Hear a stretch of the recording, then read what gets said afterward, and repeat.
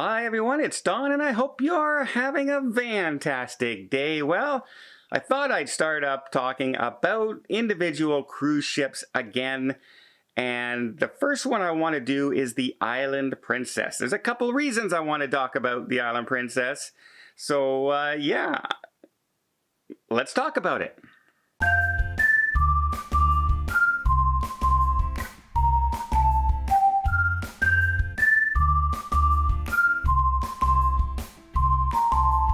So why do I want to talk about the Island Princess? Well, the Island Princess's role has kind of changed. It also has been one of the first ones to have some new systems put on board. It's also one of the ones that we're doing our group cruise in 2022 on. So I thought this would be a good ship to start off with. It's not one of the brand new spanking everything on it ships, but there's some reasons that you should be excited to take a cruise on the Island Princess. So let's go over the details. First of all, the ship is about 964 feet long. It was built in 2002. It is, under 20 years old still. It is also supports about 2,214 passengers at double occupancy, as well as about 900 crew members. So that's your basic details of the ship. Now, this ship was built specifically for the Panama Canal. Before the new wider locks were built, when you still had those narrow locks in the Panama Canal. In fact, if you still want to do the old locks, this is one of the only ships that you can do it on until you go smaller and smaller and smaller. So this ship and her sister ships, the Coral Princess, she was designed specifically for the Panama Canal. You'll notice she's long and she's skinny. So it's a different than you will get on your, say, Royal class cruise ship. But that doesn't take away from the experience on board. She has many of the same things that the other ships have. In fact, this ship would be called one of their Panamax ships. There's only two with Princess Cruise Lines, like the Coral and the Island. They're called Panamax because you get the maximum enjoyment in the Panama Canal on these two ships. I guess. So she has 16 decks. She has all the bells and whistles that you could possibly want. Of course, very familiar with everybody, you have the central piazza, which looks like the exact same piazza you'd see on the huge Royal class ships as well.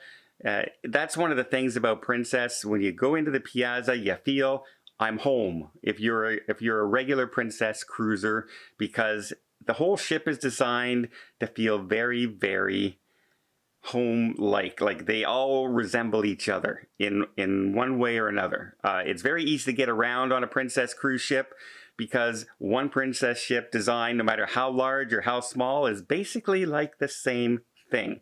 As far as entertainment on board, you won't be disappointed. If you're going on, say, the Panama Canal segment of the Island Princess, it's a 14-day cruise, coast to coast.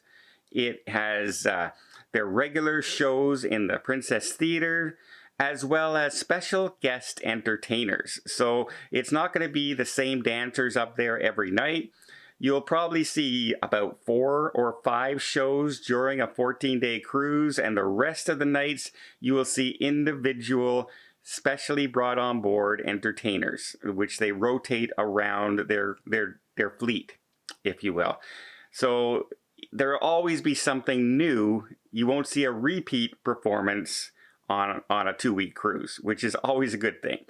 That's one of the drawbacks of doing a back-to-back cruise, is sometimes you'll see the exact same show when you're doing the return cruise, because they're scheduling their shows based on 7 days. So the good thing about this one is you will get lots of entertainment.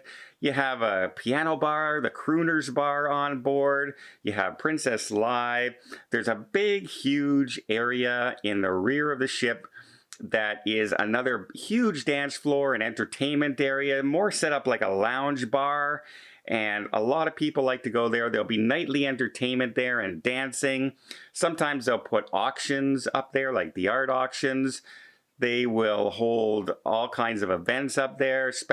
When I was on one of the ships that had this in the back, they had a special Muppets presentation in the back as one of their new performances. So you never know what it's going to be, but it's all over the ship. There's entertainment everywhere on board. You're going to have the game shows. There is not going to be for lack of entertainment. Trust me on that.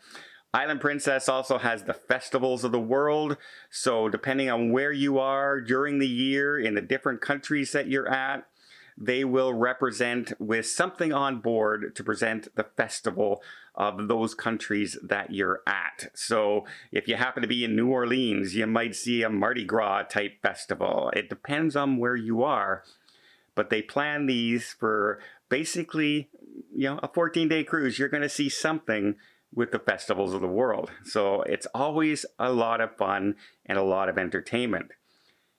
One other thing that you might be wondering on board is, what's the food like? Well, you have your Sabatini's, the Italian restaurant, specialty dining. You have the Bio Steakhouse. You have the Crab Shack.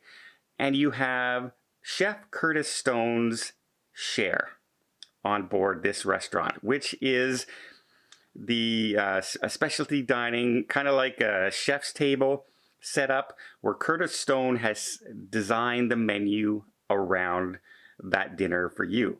And if you've ever done a Princess Cruises chef's table, you'll know when I say it's thoroughly enjoyable. So if you get your chance, you normally can't book this until you get on the ship. So the minute you go on board and they open up reservations, call down, make yourself a chef's table reservation, because it's really worth it. Do 2. You won't be disappointed. I've never had a bad chef experience on a Princess cruise. Well over 30 of them. And I have had disappointing chef's tables on other cruise lines. So that is the one thing that I will say so far. Now, on the Island Princess, have I had the chef's table on there? No, I haven't. So there's one thing at least on this group cruise that I'm going on, the Island Princess for the Panama Canal. That's something I've never done yet on that ship. So I can't wait to try it as well. So don't worry about the food. You also, if you're a chocolate lover with Princess, you have chocolate journeys. A tasting, if you will, of different chocolate delights.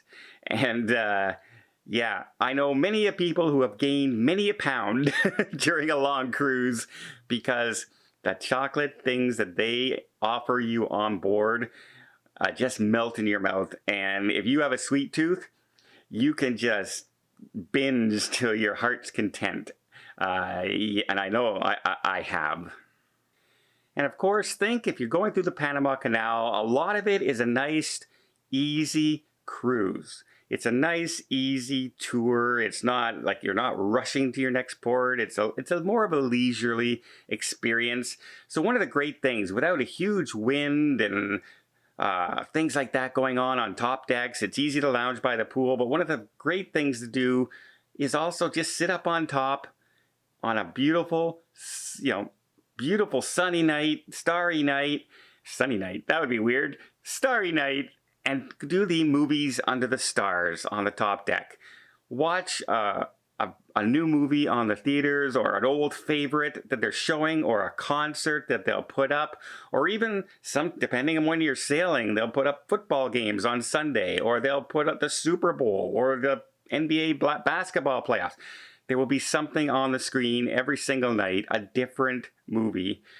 They'll have family nights, they'll have more adult nights, and they play a lot of great movies. But it's just so nice to just sit up under the stars, nice cool breeze, have them bring you some popcorn, bring you some soft drinks or some bottle of wine, and just watch a movie on the top deck. It's a great experience and a nice winding down of your day.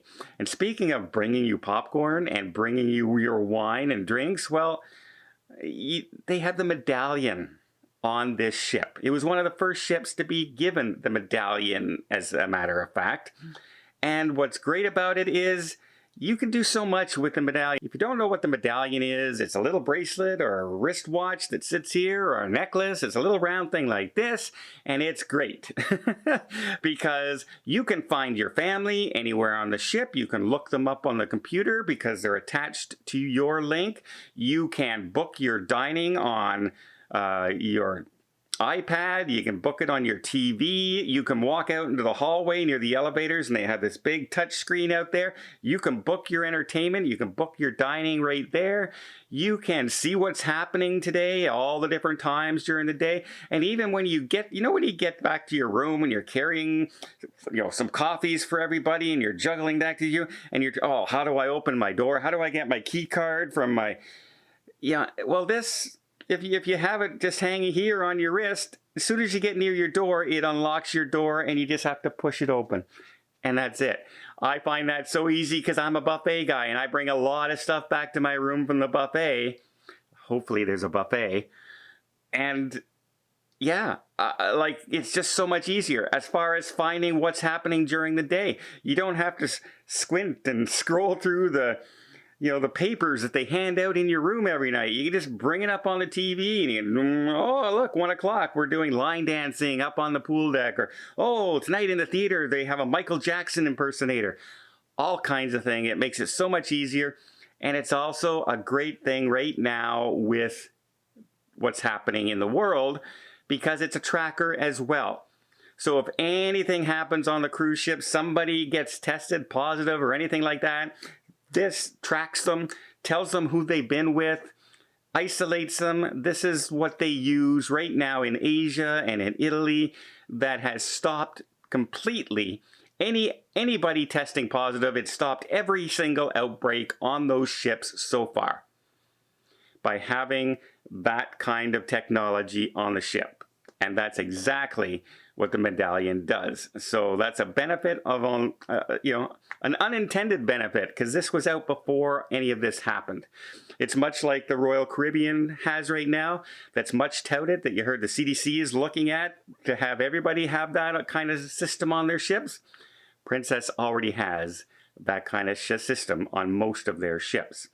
So yeah, am I looking forward to the Panama Canal on the Island Princess? Absolutely.